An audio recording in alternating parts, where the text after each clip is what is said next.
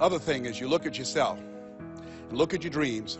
Detoxify your life. Write that down. See, I think that most people never achieve their true goals in life because they're surrounded with too many toxic, negative, energy-draining people. You've got to look at the people in your life and ask yourself the question, what is this relationship doing to me? How is it impacting my life? Am I a better person? Sidney Poitier wrote a book called The Measure of a Man. And it's powerful, but I encourage you to get the tapes. I love his voice, and he said something in there. He said, when you go for a walk with someone, something happens unconsciously. It's not spoken. Either you adjust to their pace or they adjust to your pace. Whose pace have you adjusted to? See, you want to surround yourself. My daughter, Ona Brown, who's a speaker and coach, she says, call forth your team, but make sure these are people that you can learn from. I'll never forget, I'm on a special board with a Bishop T.D. Jakes, and we went into a board meeting. He looked at everybody before opening the meeting. He said, as soon as I know as much as you do, you're fired. And with that, the meeting is now open. Everybody continued to learn on that board. Trust me on that. A friend of mine did his Kimbrough motivational speaker out of Atlanta. He said, if you're the smartest one in your group, you need to get a new group.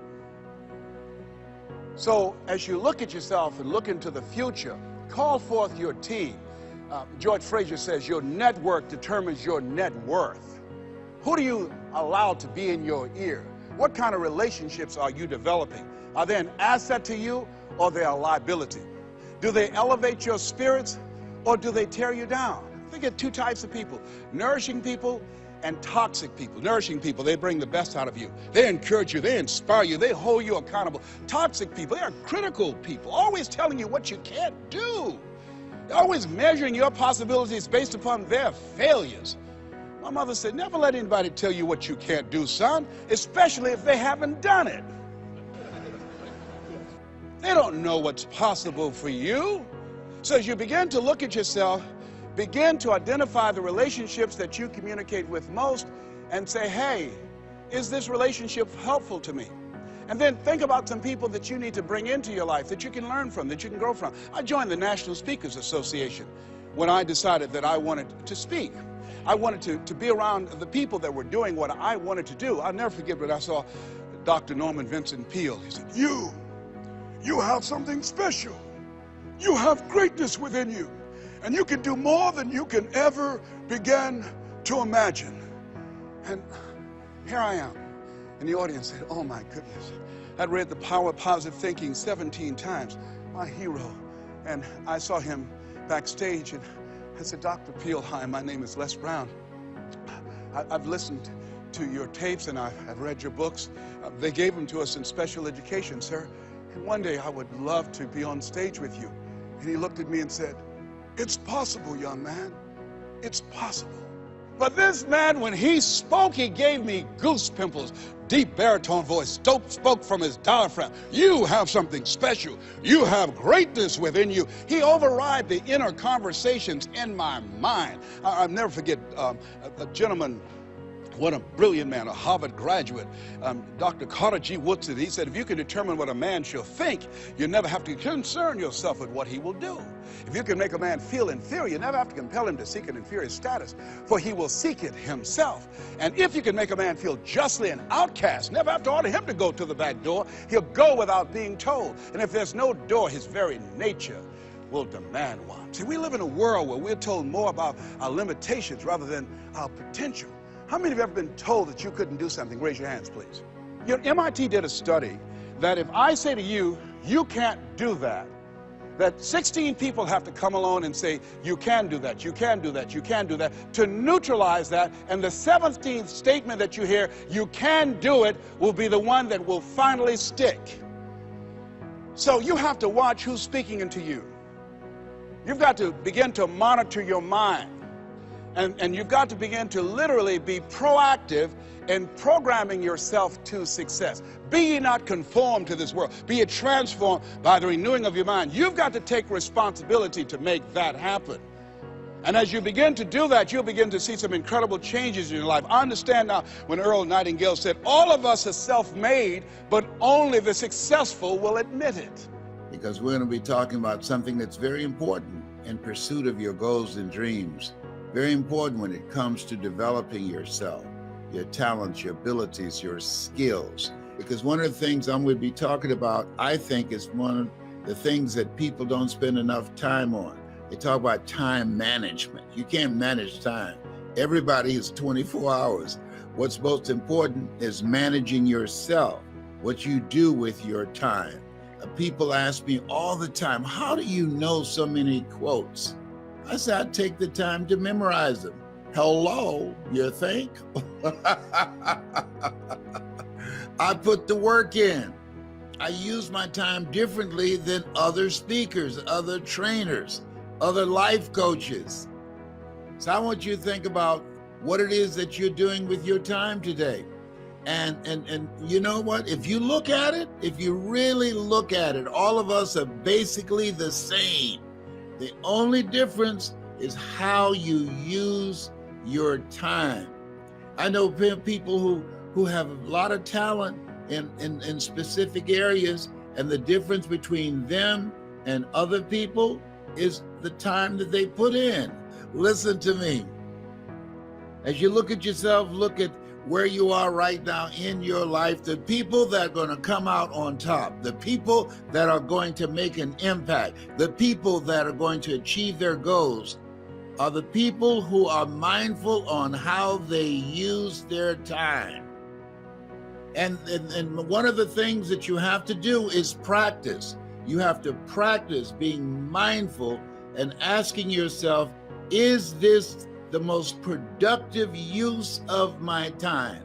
While my friends were having a good time, while my friends were partying, and I love to party, but I spent more time working on developing myself and my skills. I spent more time with my coach, Mike Williams, who wrote the book, The Road to Your Best Stuff, than I did with my friends. Why? I like my friends, but they weren't going to pay my bills. But the things that I was going to learn from Mike as a coach, as a trainer, I could generate a lot of money. And it allowed me to be able to walk away from my job. Write this down. If you use your time correctly, you'll be able to generate walk away money. If you use your time correctly, you'll be able to generate walk away money. The average person, time is no big deal to them. How many of you know people like that? Look at it. I mean, come on now, just be honest. Even if it's you, just blink your eyes. I see you. That you know people have a lot of talent, a lot of abilities, a lot of things going for them, but they're not using their time appropriately. You don't manage time, you have to manage yourself. And what I did, I just carved out time every day to memorize a minimum of 3 to 5 quotes every day. You give me a topic, I can roll with it. I don't need a second to think about it, because it's in here. I spend time working, reading, listening, and different ways in which I could use the quote to drive a point home, use the quote to create humor, use the quote to create special moments.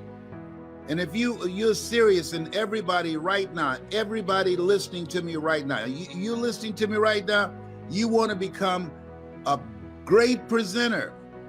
In order to become a great presenter, in order to develop presentation power, you have to develop your power voice. How do you do that? You invest the effort and the time. If you want to put in the time so that you can learn a new skill virtually, so that you can get out of a job that's not you, and be able to go into your own business and do it from the comfort of your home. Now, I used to travel all over the world. I enjoyed that very much, but homie ain't traveling no more. No. My buddy Tyrone, he said, no, don't do that no more. Some of y'all don't know Tyrone. Tyrone was a squirrel outside my window on the west side of my house, all right? So here's something that Shakespeare said. He said, defer no time. Delays have dangerous consequences. Let me share something with you. I remember when I had the opportunity to audition for a play at Miami-Dade Community College. Mrs. Werner was the director there, and I didn't show up on time. Somebody else got the role. The reason I didn't show up, truthfully, not just because I was late, but because I didn't believe in myself. I said, well, something else will come up and I'll be able to get that role. Nothing else came up, and that was it. And so we've all had experiences. I want you to think about it. Something you put off and it cost you. It cost you. The guy was talking to me about becoming a part of my speaker training program. And I said, okay, I got a slot that's available now. So he said, I'll call you tomorrow. He didn't call. And so he saw me about 2 weeks later and said, hey, can I sign up now? Because one of my graduates told him how good it was for them. And I said, no. He said, why not? I said, you have to take advantage of the opportunity and the lifetime of the opportunity. I said, I don't have any openings for you now. But at some time, maybe 3 months, 4 months from now, that slot might be available again when somebody graduates. You have to take advantage of an opportunity and the lifetime of the opportunity. Is there something that you want to do? Some goal that you want to achieve? Something that's important to you? Some place that you want to go? Something that's important that as you look at it and think about it and said, I'd like to do this. One day I'm gonna. No. You don't know. You don't know. Don't operate with it. One day I'm gonna. I remember being with my best friend, Boo. He's since passed. And we were in Nassau, Bahamas. And I said, you know what, Boo? I said, this is the first time you and I, we've been traveling all over the world. This is the first time that we have time that we can spend here in Nassau, and you can find relatives that you haven't talked to in years. He said, oh, I got to get back to the States because I've got to cook. There's a special event for the church. I said, hey, guess what, Boo? They can get another cook. This is enough time in advance, a week in advance. Make a call, tell them that you will not be there because you are on vacation, and we've never taken the time to spend this time together just having fun. We traveled when I was speaking, and we went from city to city.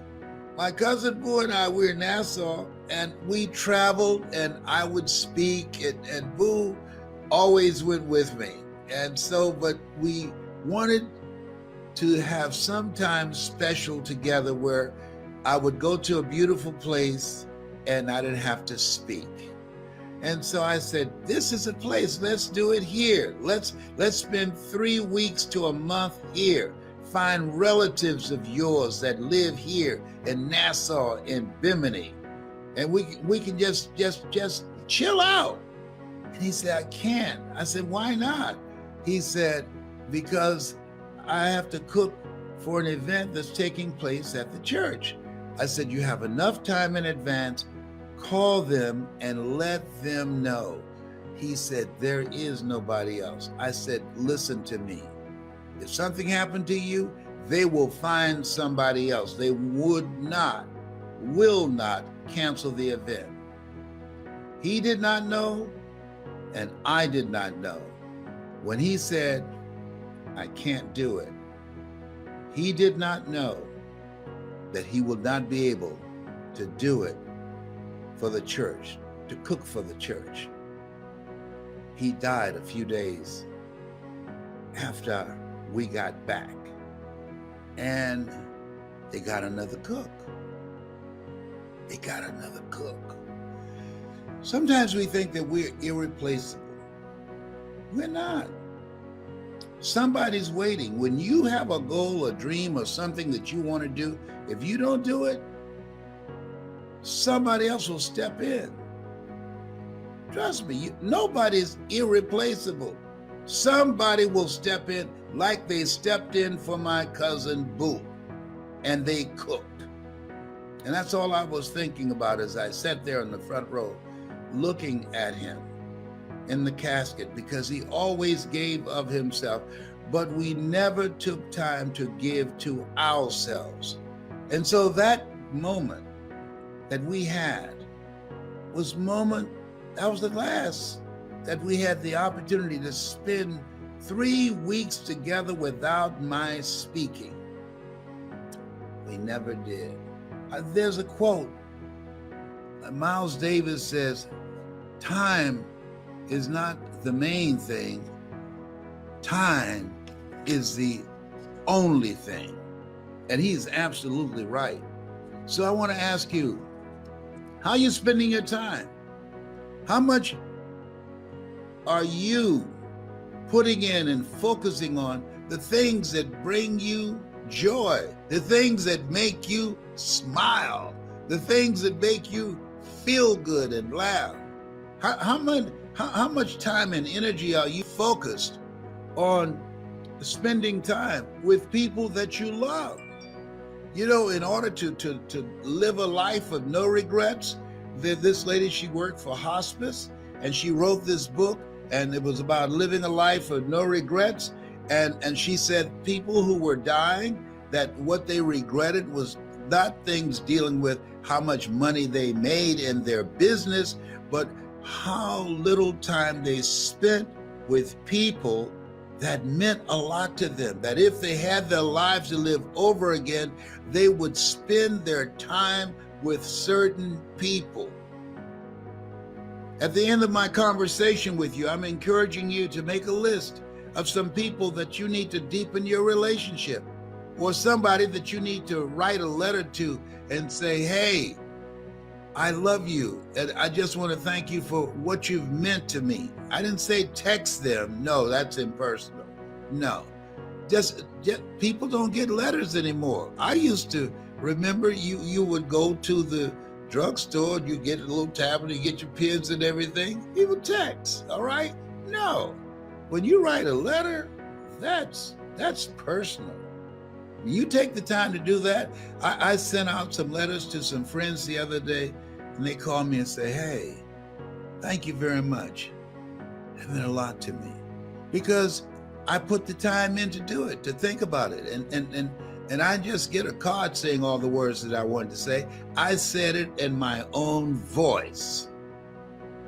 So I'm encouraging you, one, think about some people who you care about and who care about you, and it meant something to you at some point in time, and you would just like to do something kind by writing them a letter, by taking the time to let them know that you were thinking about them. How are you using your time? If there's something that you want to do in your life that you've been thinking about for a long time, carve out the time to do it. Stop putting it off. There's another quote, and you know I love quotes. You know I love them. Here's what I love.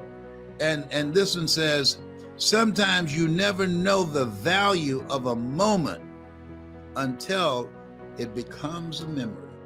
Sometimes you don't know the value of a moment until it becomes a memory. I was talking to two friends of mine, and they knew Dr. Howard Thurman when they were younger. Now, some of you know Dr. Howard Thurman. Most people don't. He was a mentor to Dr. Martin Luther King Jr. I was so blown away. I said, you knew Dr. Howard Thurman? Yes.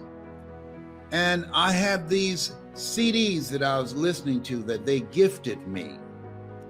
And I said, what was he like? And you know what they said? Well, he was a nice guy. He was thoughtful.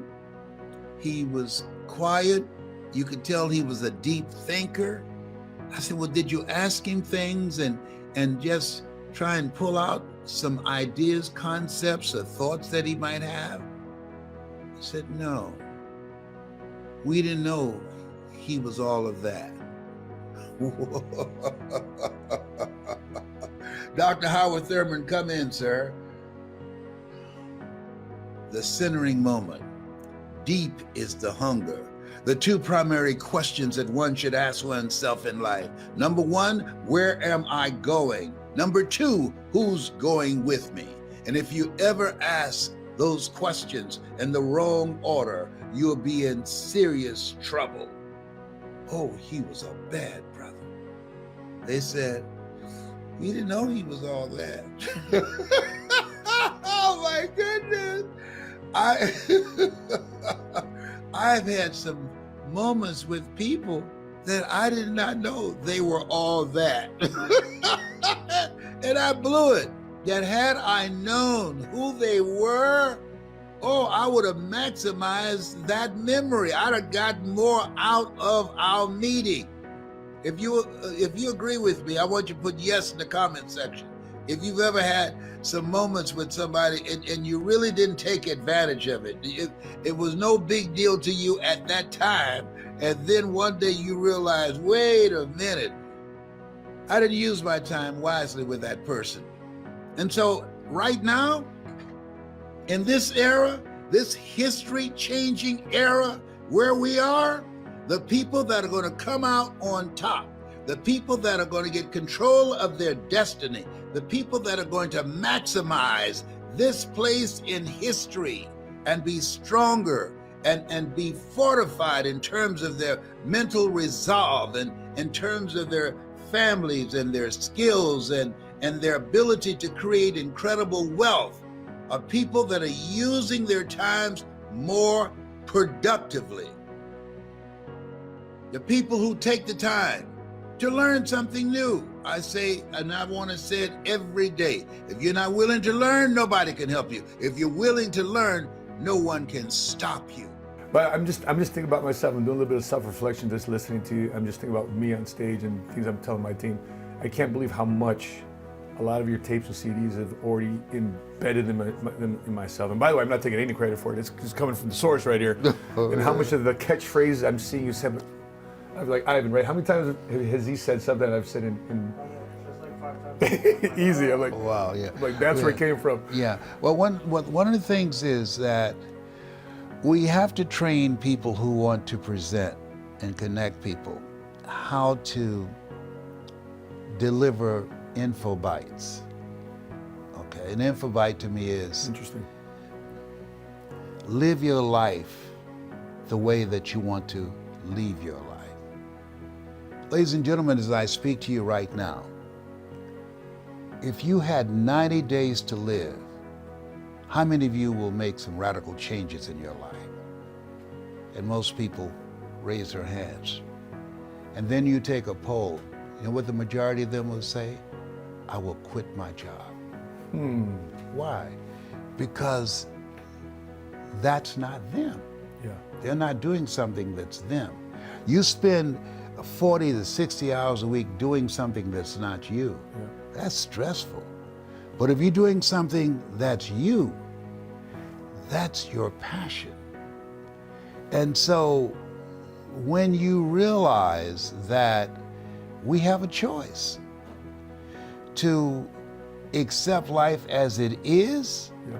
or be an active force for good, to decide, I don't want to just survive. This is not me. What it takes to survive and what it takes to live, those are two totally different things. Yeah. And you got to be willing to work for that. A lot of people are afraid of that 4-letter word. Willingness, W, the willingness to do the things today others won't do in order to have the things tomorrow others won't have. O, ownership of your life, taking full responsibility for where you are. George Bernard Shaw said that people that make it in his life, they look around for the circumstances they want, and if they can't find them, they create them. The R stands for willingness to reinvent yourself. that in order for a man to gain his life, he must lose his life. So you've got to be willing to die to who you are now, to give birth to who you are to become. And the K stands for kindred spirits. You've got to come out from among people who don't have goals, who don't have dreams. People rub off on you. You earn within $2,000 to $3,000 of your closest friends. Academy Award winner Sidney Poitier said, when you go for a walk with someone, something happens without being spoken. Either you adjust to their pace or they adjust to your pace.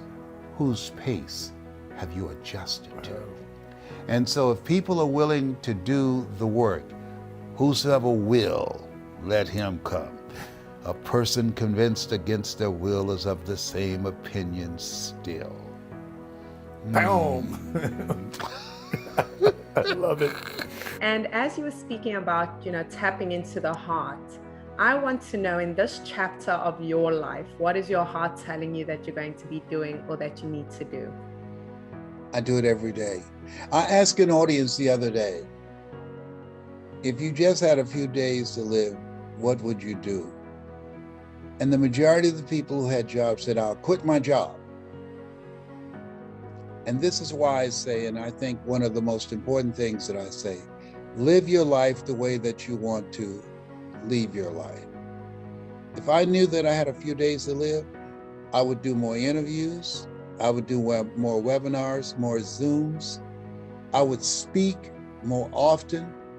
I'd look for ways in which I could reach more people, because I'm living my life the way that I want to leave my life.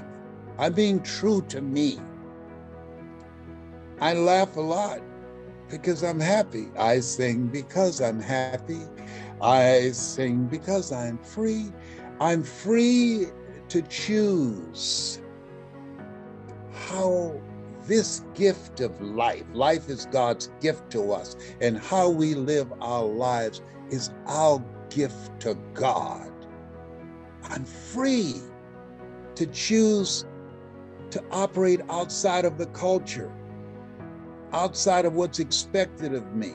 I'm free to choose how I'm going to respond to things rather than react to things. I'm free to seek ye this day whom ye shall serve, the highest that's in me or the lowest that's in me. I'm free to stand on the knowing, I'll keep thee in perfect peace, whose mind is stayed on thee, not on the fourth stage cancer that somebody with a white jacket and a stethoscope around their neck. I'm free to focus on the reality that doctors determine the diagnosis, but God determines the prognosis. And when I left Cancer Centers of America, I know that this battle, this fight that I'm in, life is a fight for territory.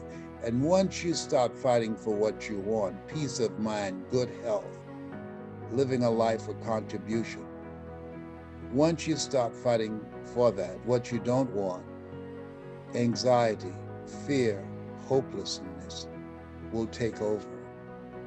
We always have a choice.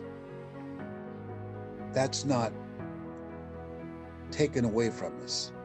We have to give it away, regardless of our situation. That's why Paul said, count it all joy, all of it. All things work together for good for those who love God. Doesn't mean that all of it will feel good. Every day is not a good day, but there's some good, Candace, in every day. And I look for it. And if it's not there, I create it, because I'm made in the likeness and image of God. And I'm a co-creator with God. I believe what Abraham Lincoln said, that the future belonged to those who created. Oh, you bring the best out of me. Come on, bring it. I'm coming for you. Oh my goodness, Liz. I absolutely love this. And, there's so many incredible high achievers that mention you as their coach, their mentor, their teacher. Some of the best speakers that are coming up today, Eric Thomas, mentions you as one of his greatest teachers. How does that feel, Liz, when you look and you see your legacy and you see the transformation you're making in people's lives? It's humbling. I don't take for granted for that.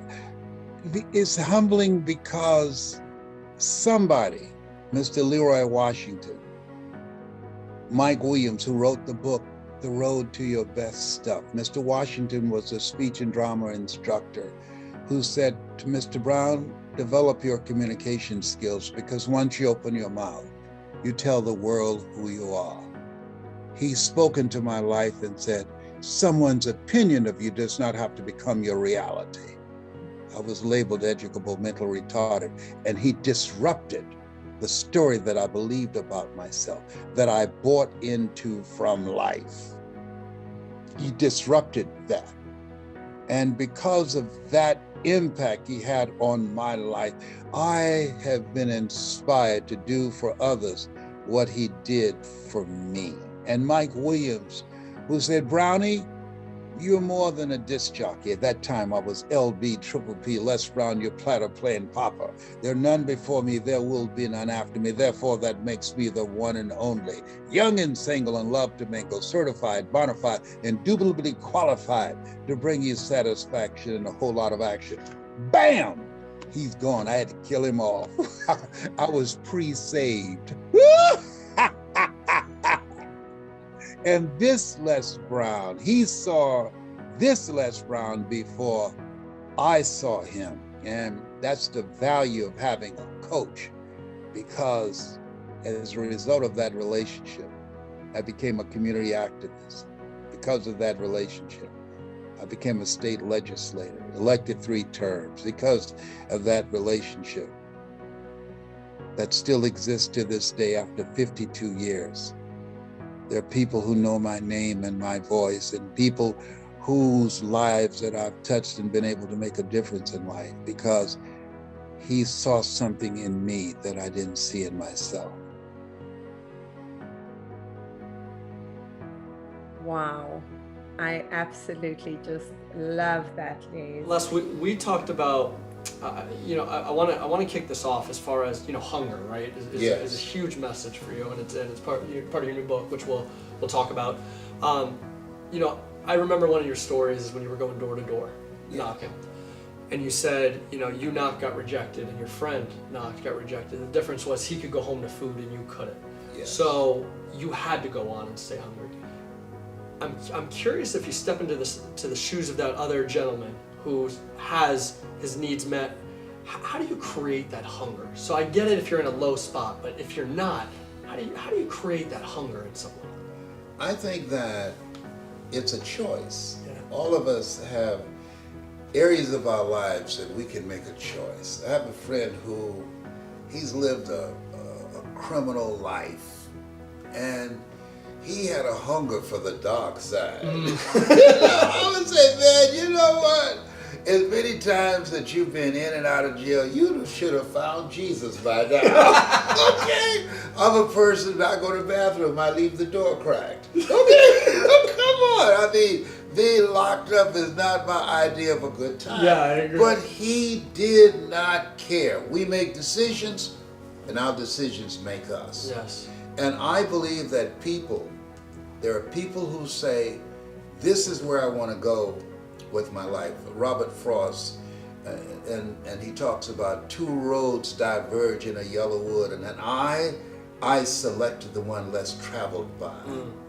And that has made all the difference. The road to life is straight and narrow, and few there be that find it, because few there be that are willing to choose that path that requires discipline, perseverance, and persistence in order to live a larger life. It's a choice. Yeah. And many people, because it's easier to go down that path, that's no resistance. I have this quote I love very much, that life is a fight for territory. And once you stop fighting for what you want, what you don't want will automatically take over. Yes. And if you go through life looking for doing and getting out of life the things you want, following the easy path, you're going to have challenges. If you do what is easy, your life will be hard. But if you do what is hard, discipline yourself, monitor yourself, have accountability partners. If you do what is hard, your life will be easy. Yeah. And so most people choose the easy path. And sadly enough, they'll die before they change. Yeah. 9 out of 10, there's a book called Change or Die. And they did this study in the area of a hospital of cardiology patients who had recurring heart attacks, David Dushman. And they said to them, if you follow this program of plant-based diet, exercise, keeping stress to a minimum, social support, you will not have a recurring heart attack. But if you don't, that next heart attack will kill you. Everybody was clear on that. Within 90 days, 9 out of 10 stopped following the routine. Wow. And all of them had a heart attack. The only one that did survive was former Vice President Cheney, who was a part of the study. Yeah. So most people would rather die than choose to do what's required, to live a more expanded life, to live a life that counts and that's an asset to the world rather than a liability. Yeah. That's just the way it is. I want to talk about that, writing a new chapter. So you've talked about the little voice that people have, the need to create quiet space to hear that. Combine that with the notion of the culture sort of chipping away at people, and whether it's based on race and oppression, or whether it's just the school system teaching you to be a good cog in the machine, or whatever other things people have to fight against. How can people that are listening to this now, especially if they're an adult that's got all those labels put on them, that's had their creativity squished, what process do they do to hear the voice? What sort of communion can they do to create that imagination that's going to allow them to get out of that and move towards something new? That's the reason why you designed this program, you and your team, for them to do that they have to expose themselves to something that will give them a different vision of themselves. And in addition to that, they have to put themselves in a community of what I call OQP, only quality people. A gentleman who dramatically transformed my life, I was a junior at Booker T. Washington High School in Miami, Florida, and I went in his class looking for another friend, and he said, go to the board and work this problem out for me. I said, sir, I can't do that. He said, why not? I said, I'm not one of your students. He said, do it anyhow. And the other kids started laughing, saying, he's Leslie, he's DT. And he said, what's DT? His brother is smart, but he's the dumb twin. And I said, I am, sir. And he came from behind his desk and he pointed at me and said, don't you ever say that again. Someone's opinion of you does not have to become your reality. And he taught me 3 things. He said, if you want to become successful in life, young man, he said, number 1, you got to change your mindset. He said, you don't get in life what you want, you get in life what you are. Number 2, practice OQP, only quality people. You earn within $2,000 to $3,000 of your closest friends. I found that out. I left all my broke friends. I said, y'all gotta go. Because I used to be so broke, I'd pass the bank and trip the alarm, And the 3rd thing he said, develop your communication skills, because once you open your mouth, you tell the world who you are. He said, those are 3 major things that you want to work on that will liberate you from living in Liberty City, living in poverty in Overtown. It will help to escape out of where you are right now, because I see you watching me and I know you want more. I can see the hunger in your eyes. That's why my book is about to come out called You Gotta Be Hungry. I love that notion. I love that title. So how do people get hungry? You get hungry by finding something that's you. I believe that all of us are born unique, but most of us die copies. You got to find out what is it that turns you on, what resonates with you. One of the things that I realized and what allowed me to become successful as a speaker, the speaking industry has been hijacked by people who speak to sell, and it's okay to do that and make money. I speak to change lives because somebody spoke and changed my life. So this is my passion. This is my drive. This is something that I feel in my heart. And so the key to that hunger-driven life is a heart-centered life. I didn't do what I'm doing for years because of my programming, because of the culture in which I was raised in. I would see other people with degrees and PhDs and MBAs and credentials I don't have, and I convinced myself I couldn't do it. But Mr. Washington, on that day, we became friends, and he taught me not only someone's opinion of you does not have to determine your reality. He said that you have to work on yourself and you have to have an unstoppable attitude, and no excuse is acceptable, and you got to make it a priority, a non-negotiable in your life, and hold a constant vision of what it is you want to achieve. See it accomplished and go all out. Find a way to win in spite of the setbacks, in spite of the disappointments, in spite of your failures. I tell people when I'm giving presentations, you will fail your way to success. I have a saying, is life knocks you down, try and land on your back, because if you can look up, you can get up. And so those experiences of going after goals that's beyond your comfort zone, and having relationships that will challenge you, and surrounding yourself with coaches and mentors who can take you to a place within yourself that you can't go by yourself because you can't read the label when you're locked in the box. And so those experiences, they challenge you to go to that next level and continue to move forward in your life, doing new and exciting things that eye has not seen, ear has not heard, nor is in the heart of mankind what God has in store for you when you live a heart-centered life, deciding that you're going to live a life that will outlive you. You're going to live a life that counts, a life that will build a legacy and change the planet. You know, Horace Mann said, we should be ashamed to die until we've made some major contribution to humankind. And so my goal is to make a major contribution to humankind. I am a father of 10, 5 boys and 5 girls. So I'm suing the people who came up with the rhythm method. The rhythm method don't work. You know, I've got rhythm, but the rhythm method does not work, okay? And I have 15 grandchildren and 4 great-grandsons. And so every day when I get up, my mindset is, what is it that I can do to touch and impact somebody's life today? What is it? What does that look like? Like seeing you, I'm so excited. I started doing push-ups. I said, well, I'm going to go on. He's going to see that I got muscles too. Man, what you've done with your mental muscles is so extraordinary. I don't know that you need to worry about anything else.